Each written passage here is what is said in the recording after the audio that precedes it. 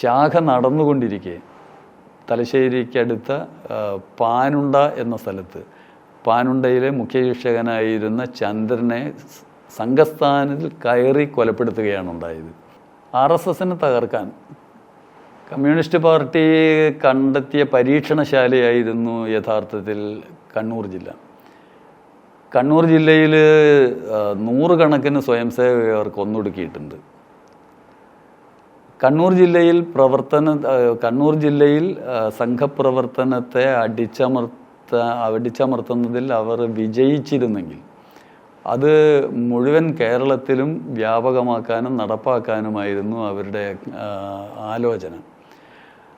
അതുകൊണ്ട് തന്നെ കേരളത്തിലെ സംഘപ്രവർത്തനത്തിൻ്റെ കണ്ണൂർ ജില്ലയിൽ പിടിച്ചു നിൽക്കുക എന്നുള്ളത്, കണ്ണൂർ ജില്ലയിൽ പ്രതിരോധിച്ച് നിൽക്കുക എന്നുള്ളത് രാഷ്ട്രീയ സ്വയംസേവക സംഘത്തിൻ്റെ ആവശ്യമായിരുന്നു കേരളത്തിൽ.